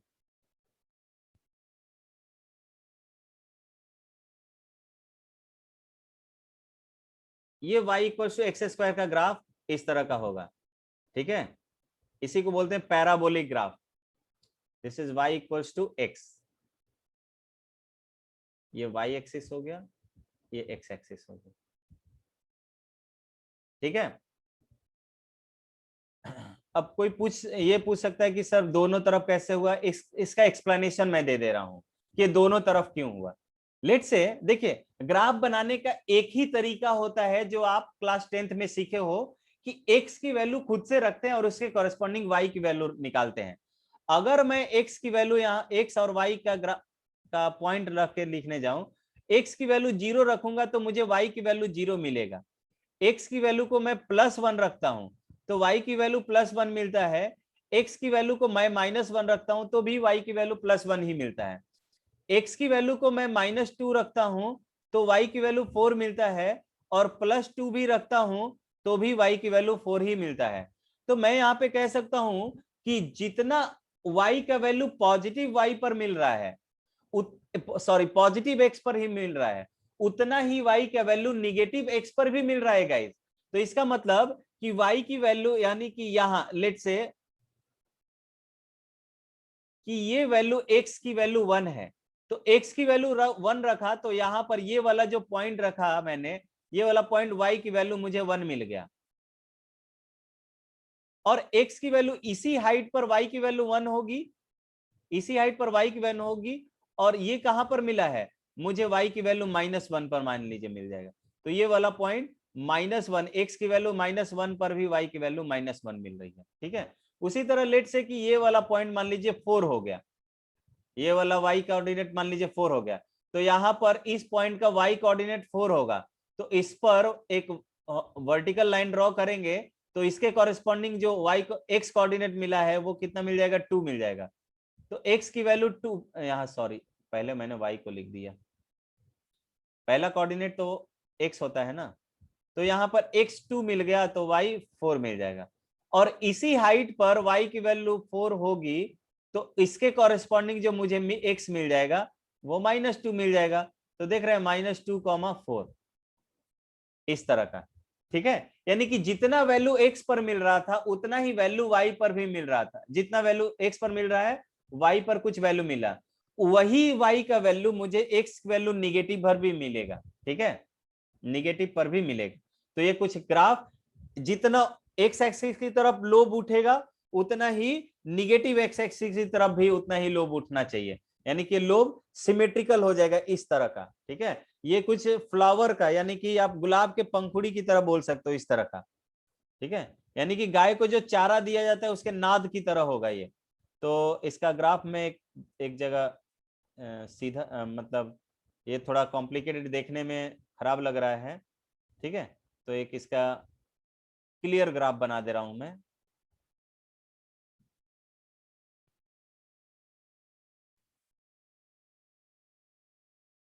इसका ग्राफ जो होगा भाई ये ऐसा होगा। अच्छा, ये तो लाइन हो गया, लाइन तो हो नहीं सकता है, तो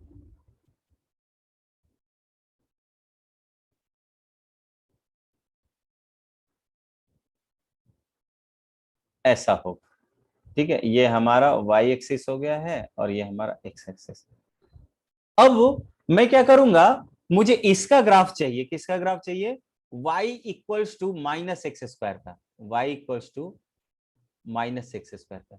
देखिए दोनों में अंतर क्या होगा, दोनों में अंतर ये होगा कि जितना मैंने यहाँ पे पॉजिटिव वैल्यू मिला हुआ था, जैसे मैंने x का वैल्यू अगर 1 रखता हूं तो y का वैल्यू -1 मिलेगा, x का वैल्यू -1 रखूंगा तो भी y का वैल्यू मुझे -1 मिलेगा, x का वैल्यू 2 रखूंगा तो y का वैल्यू मुझे -4 मिलेगा, x का वैल्यू -2 रखूंगा तो -4 मिलेगा। यानी कि जो भी वैल्यू मुझे मिलेगा वो निगेटिव मिलेगा। इसका मतलब मैं इसका मिरर इमेज ले लूंगा, ये नीचे हो जाएगा, ये नाद कैसा हो जाएगा, नीचे हो जाएगा गाइस। तो आई विल राइट कि मुझे ग्राफ ऐसा मिल जाएगा।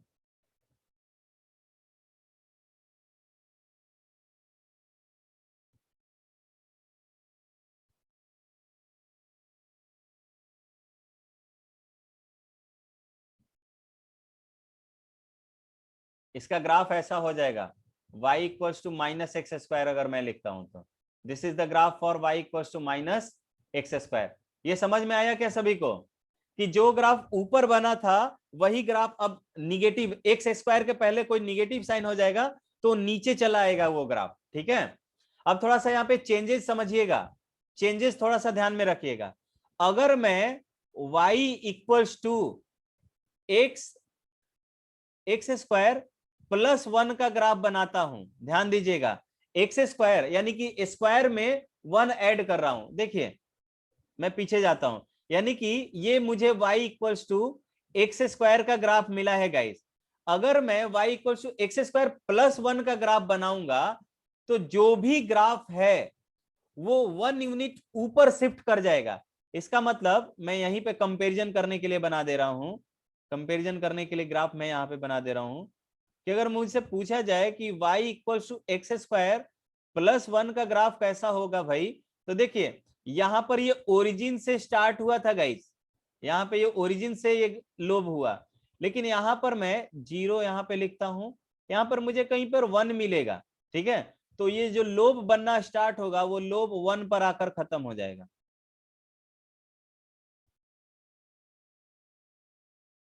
क्लियर है क्या सभी को? ठीक है, यानी कि अगर मुझे ये y equals to x square +1 का ग्राफ हो जाएगा, ये क्या हो जाएगा, y equals to x square +1 का ग्राफ हो जाएगा। ठीक है, ये समझ में आया क्या सभी को, कि अगर एक्स स्क्वायर के बाद उसमें कुछ ऐड कर रहा हूं तो उतना ऊपर चला जाएगा। Is it clear to everyone? एक बार यस और नो लिख दीजिए। सनी का आंसर आ गया, विवेक का भी आंसर आ गया, बहुत अच्छे बहुत अच्छे, बहुत अच्छा रिस्पॉन्स। अगर यही मैं करता हूं y equals to x square, तो यहाँ पे मैं अलग से इसका ग्राफ यहाँ पे भी बना देता हूँ, वहां पे कंपैरिजन करने के लिए बनाया था, यहाँ पे मैं एक रफ डायग्राम बना देता हूँ। इसको रफ स्केच बोलते हैं गाइस, ध्यान रहे, क्योंकि मैं यहाँ पे ग्राफ से एग्जैक्ट देख के पॉइंट नहीं बना रहा हूं, मुझे यहाँ पर बस नेचर से पता होना चाहिए। नेचर पता होना चाहिए ग्राफ का कि कैसा ग्राफ बनेगा।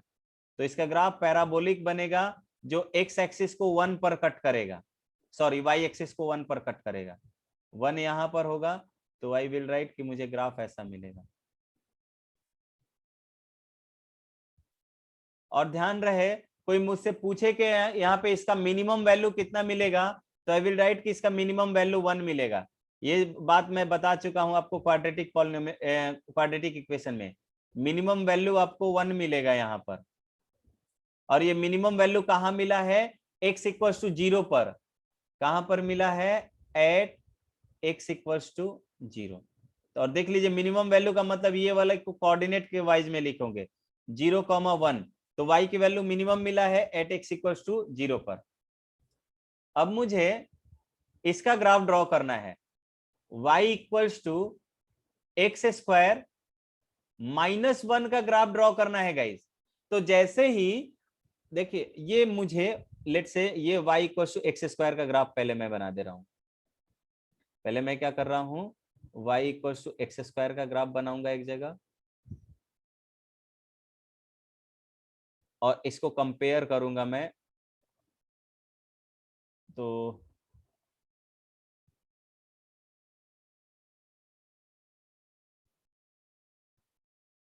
ठीक है, चलिए देखिए मैं क्या करूंगा, यहाँ पर लेट से ये एक्स एक्सिस, ये वाई एक्सिस, ये एक्स एक्सिस, यहाँ पे मैंने y equals to x square का ग्राफ बनाया।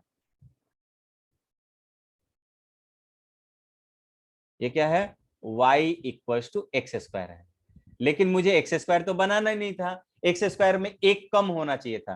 तो ये क्या है, ओरिजिन है, ये ओरिजिन हुआ, ये एक्स एक्सिस हुआ, ये वाई एक्सिस हुआ मेरा, ये वाई एक्सिस हुआ मेरा। ठीक है, अब मुझे क्या करना है, एक्स स्क्वायर -1 का ग्राफ बनाना है। तो मैं एक सब्ट्रैक्ट करूंगा तो मैं यहां पर आ जाएगा, ये वैल्यू मेरा -1 होगा, तो इसका ग्राफ यहां से स्टार्ट होगा, यहां से जो नाद है वो यहीं पे बनना शुरू होगा। ठीक है गाइस,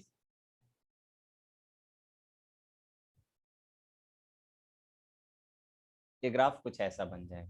क्लियर है क्या सभी को?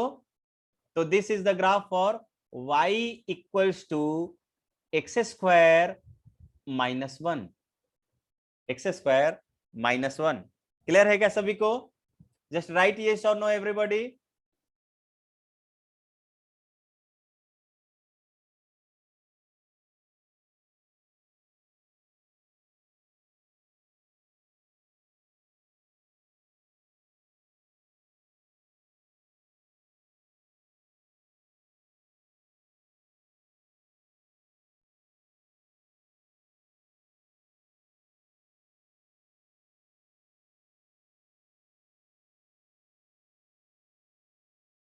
हाँ हाँ गुलशन बताइए।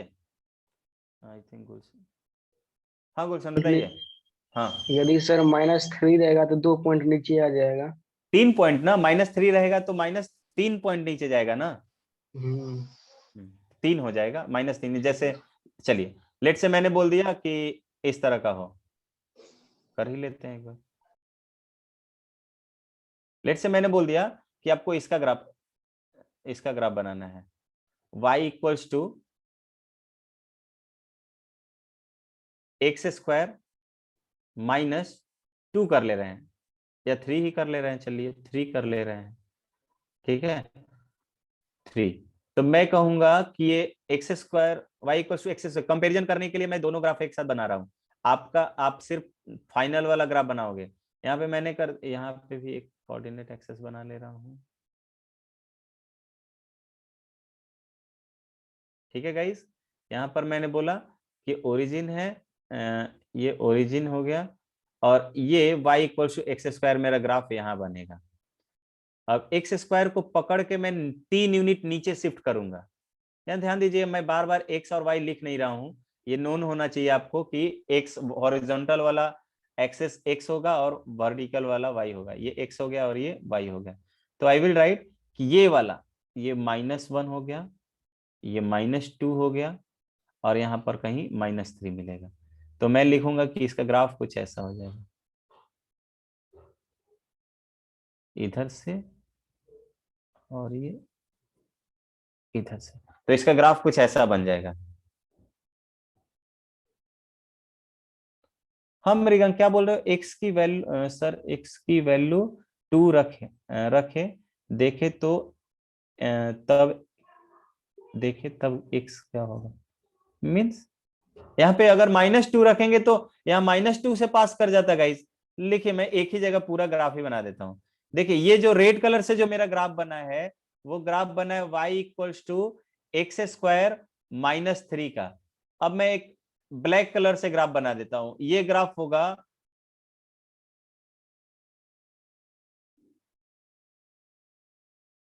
ये ग्राफ होगा ब्लैक कलर वाला y इक्वल्स टू x² -2 वाला हो जाएगा। एक ब्लू कलर से ग्राफ बना देते हैं, ब्लू कलर वाला ये ऐसा हो जाएगा, यहां से पास करेगा, ये इधर से और ये इधर से, तो ये मुझे मिल गया y equals to x² -1 guys. ठीक है,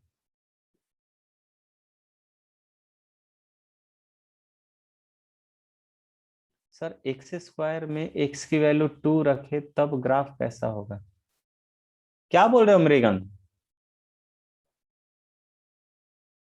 यहां पे कह रहे हो कि x की वैल्यू मैं -2 रख दू, y इक्वल्स टू 2² -3, ये बोल रहे हो? इसका ग्राफ कैसा बनेगा गाइज, आप ही लोग बताइए तो। अगर मैंने सिंपली बोला कि y इक्वल्स टू, ये किसी का एक शायद मृगंक बोल रहा है कि सर ऐसे कर दीजिए, इसका ग्राफ कैसा बनेगा, इसका ग्राफ कैसा बनना चाहिए बताइए तो। Anyone who can reply?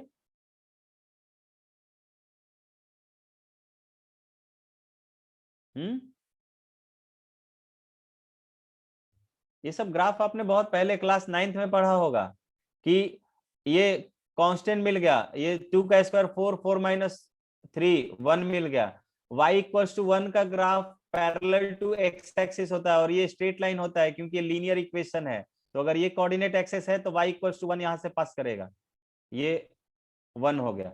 ठीक है, तो मैं हमेशा क्वाड्रेटिक इक्वेशन x की वैल्यू 2 रख दूंगा तो ये क्वाड्रेटिक इक्वेशन नहीं रह जाएगा, ये एक कांस्टेंट टर्म मिल गया, तो y equals to constant type का ग्राफ होगा इसका गाइज। ठीक है, आगे बढ़े, किसी को कोई डाउट है तो जस्ट राइट D और C for the clear and D for the doubt, यहां तक, सो दैट कि हम आगे बढ़ें। और लोग रिप्लाई कीजिए, सिर्फ एक लड़के का आंसर आया है, डाउट हो तो बताते रहिए अदरवाइज दिक्कत होगा।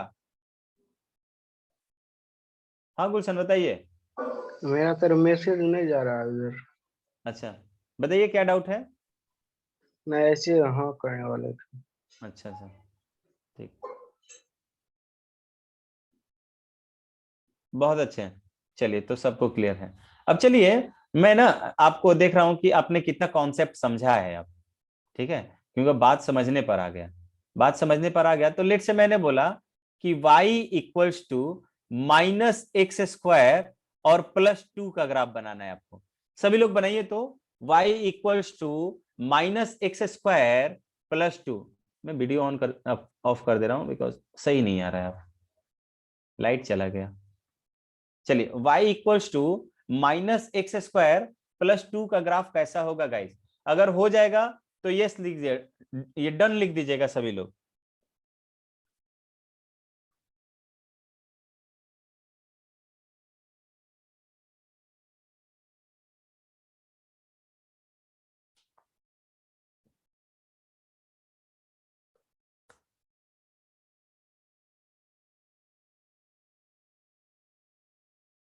तो देखिए इसका ग्राफ सिंपली ऐसे मिल जाना चाहिए था मुझे कि इसका ग्राफ देखिए,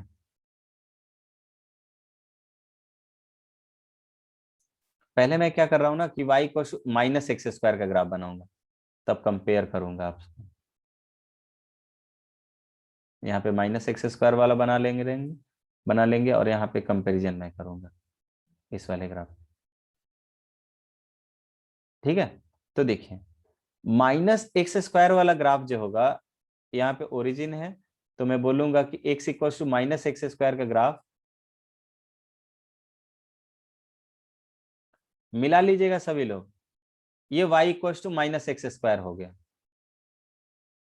अब इसमें दो ऐड किया हुआ है गाइस, क्या किया हुआ है, दो ऐड किया हुआ है, तो जो भी ग्राफ होगा वो 2 यूनिट्स अपवर्ड चला जाएगा, तो ये 1 हो जाएगा और ये 2 हो जाएगा। 2 यूनिट अपवर्ड चला गया तो अब ये नेचर ऐसा ही रहेगा, नीचे है तो नीचे ही रहेगा। ऐसा आया है सनी आपका? सनी ने लिखा था कि उनका डन हो गया, यानी कि उन्होंने कर लिया है। तो देखिए, तो सनी ऐसा आया था। तो इस तरह का ग्राफ होगा गाइस, जिन्होंने ये समझ लिया है तो समझिए कि उनको ग्राफ बनाने आ जाएगा।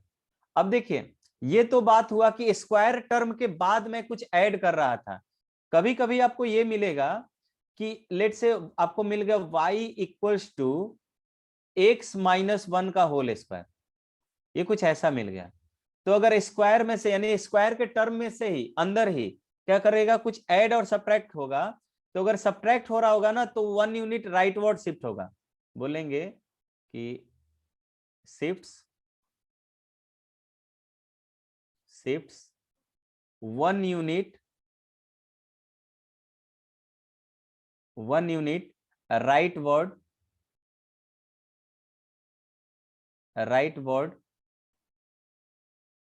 with respect to y equals to x square. y equals to x square के रेस्पेक्ट में 1 यूनिट राइटवर्ड होगा ये।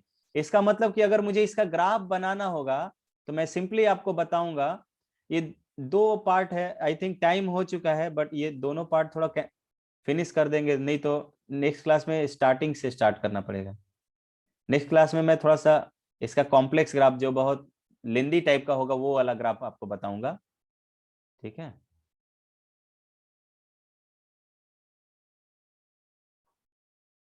तो देखिए गाइज, क्या करेंगे, यहां पे आप सबसे पहले y equals to x square का ग्राफ बना लीजिए।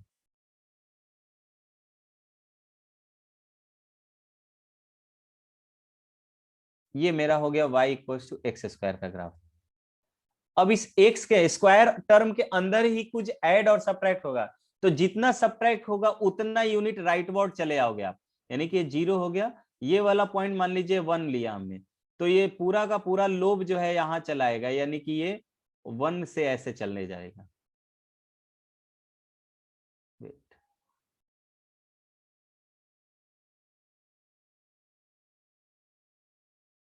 ठीक है गाइस, ये इस तरह से चला आया। क्लियर है सभी को? यानी कि जो वर्टेक्स जो है, इसको मैं बोलता था कि वर्टेक्स वाला पॉइंट है, जो वर्टेक्स 0 पर था वो वर्टेक्स 1,0 पर आ गया, यानी कि x कोऑर्डिनेट 1 पर शिफ्ट हो गया। क्लियर है क्या सभी को? ठीक है। अगर सिंपली अगर आपसे पूछा जाए कि y equals to x minus 2 का ग्राफ बनाइए गाइस, x माइनस 2 के होल स्क्वायर का ग्राफ, तो यू विल राइट कि मेरा जो ग्राफ होगा ऐसा होगा। वेट, इसका ग्राफ कुछ ऐसा हो जाएगा।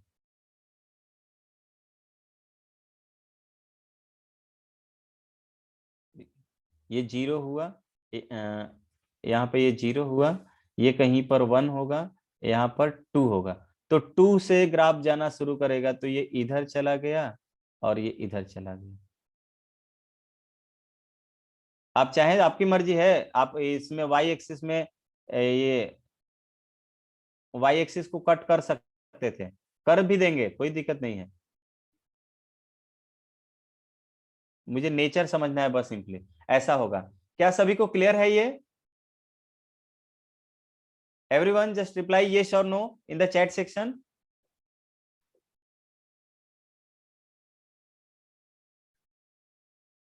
बहुत बढ़िया, बहुत बढ़िया। चलिए एक और पार्ट, लास्ट वाला पार्ट, एंड देन उसके बाद हम लोग नेक्स्ट क्लास में इसका और भी डिटेल में डिस्कशन करेंगे। लेट से अगर आपको इसका ग्राफ बनाना है, y equals to x plus 1 का, ये 4 फॉर्मेट आपको याद करना होगा, x प्लस 1 का होल स्क्वायर, इसका बनाना है, तो ये क्या होगा, ग्राफ जो है, graph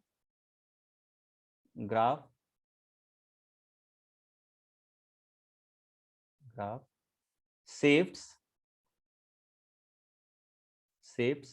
1 unit leftward 1 unit leftward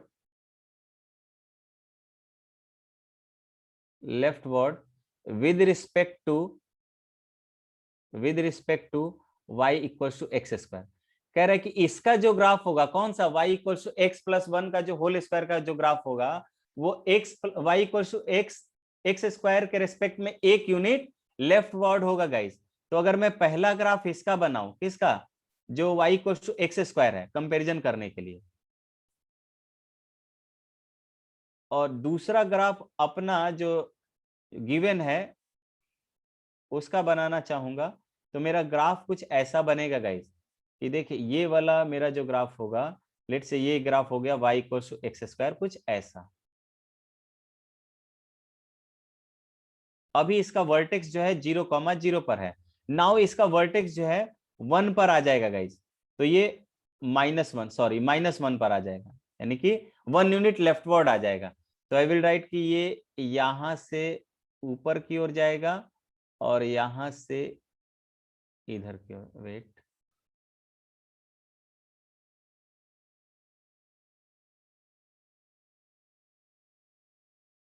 इस तरह का। क्लियर है क्या सभी को? ठीक है। अब देखिए ये सीखने से आपने कितना अच्छा चीज सीख लिया।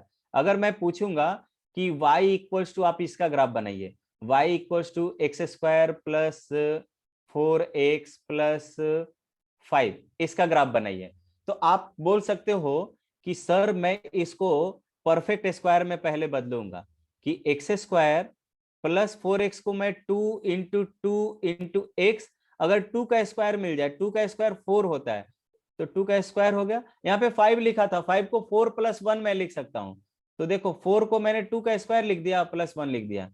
अब यहां से यहां को मैं देखता हूं कि ये x प्लस 2 का होल स्क्वायर है, x प्लस 2 का होल स्क्वायर है और प्लस 1 है। मैं दोनों को एक साथ लिखना चाहता हूं, इसका ग्राफ बनाना चाहता हूं, तो मैं पहले क्या करूंगा, देखिए बारी बारी से मैं ग्राफ बनाऊंगा, बारी बारी से। एक बार समझने के लिए मैंने क्या किया कि पहले एक्स स्क्वायर का ग्राफ बनाया भाई, पहले मैंने क्या किया, एक्स स्क्वायर का ग्राफ बनाया, सॉरी पहले मैंने एक्स स्क्वायर का ग्राफ बनाया,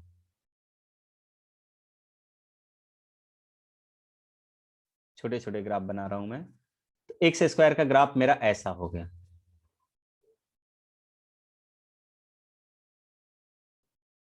एक्स स्क्वायर ग्राफ, ठीक है, ये y equal to x square का ग्राफ बन गया। अब मैं चाहता हूं कि एक्स स्क्वायर प्लस 1 का ग्राफ बना दूं, ठीक है, या इसका ग्राफ, एक्स स्क्वायर के जगह पे एक्स प्लस 2 था, तो मैं इसका ग्राफ बनाना चाहता हूं भाई, कैसा हो जाएगा इसका graph,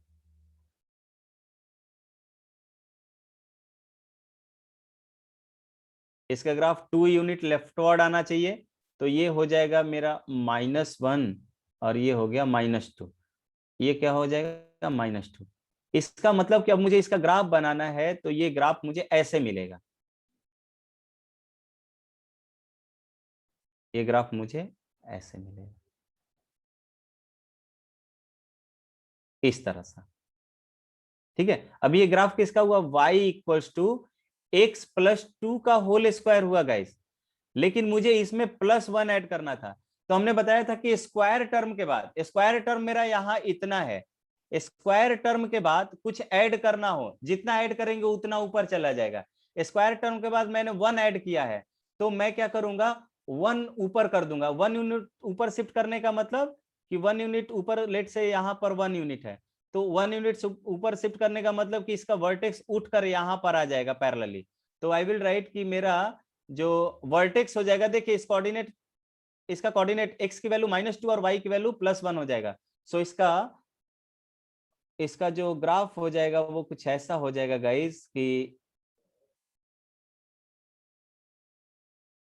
the graph of this will be like as, this is -1, this is -2 and this is +1, this is +2, ठीक है। ग्राफ बनाने के लिए आगे सिर्फ कर दे रहे हैं, बाकी उसका +2 का कोई रोल नहीं होगा। हमने बताया था कि जो वर्टेक्स हो जाएगा वो कहाँ चला जाएगा, x की वैल्यू -2 पर है, x की वैल्यू -2 पर, लेकिन y 1 यूनिट ऊपर शिफ्ट कर जाएगा, यानी कि यहां पर हो जाएगा गाइस, कहां हो जाएगा, यहां पर। इसका मतलब कि ये कहीं इधर से ऐसे चला जाएगा और इधर से ऐसे चला जाएगा। सभी को क्लियर है क्या ये?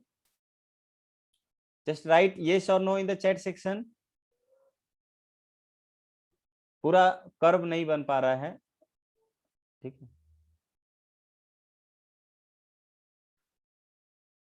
ठीक है गाइस। तो इस तरह से आपने देखा कि ये वाला इसका कर्व है। नेक्स्ट क्लास में मैं इसको और डिटेल में बताऊंगा, ताकि अब किसी भी तरह का क्वाड्रेटिक इक्वेशन देख के उसका ग्राफ आप बना सकते हो।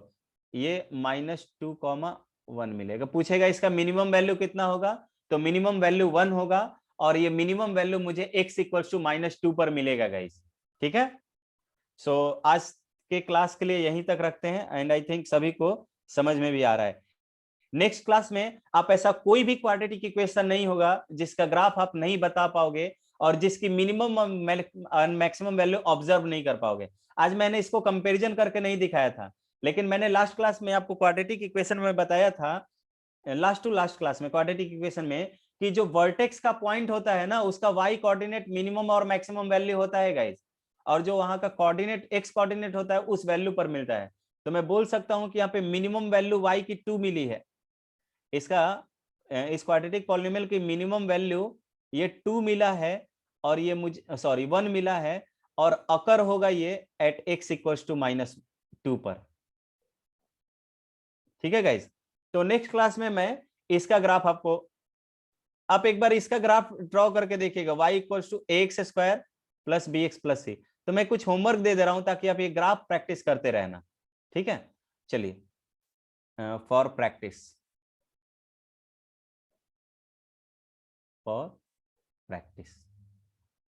प्रैक्टिस के लिए कुछ ग्राफ ले लीजिए। लेट से मैंने बोला पहला graph y = x² - 2x + 5।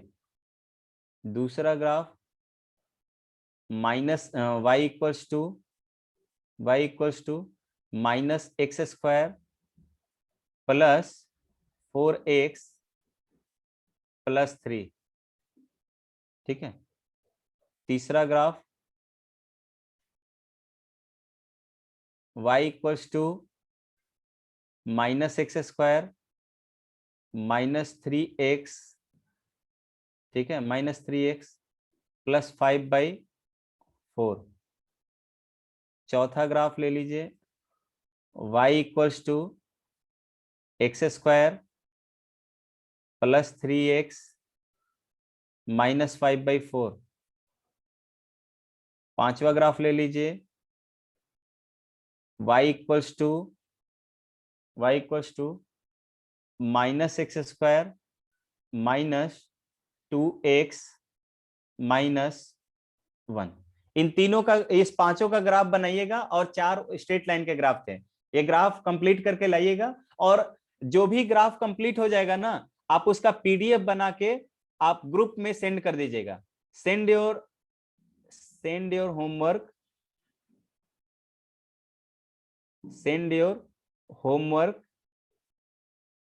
by making a PDF file,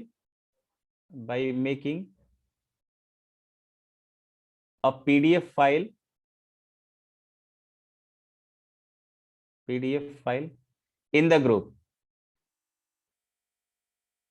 WhatsApp group में, ठीक है। जो आपका ग्रुप बना हुआ है उस ग्रुप में जो भी आपके जितने भी हमने क्वेश्चंस दिए हैं उनका ग्राफ बनाकर सेंड कर दीजिएगा, ठीक है गाइस। मिलते हैं नेक्स्ट क्लास में, बाय बाय एवरीवन।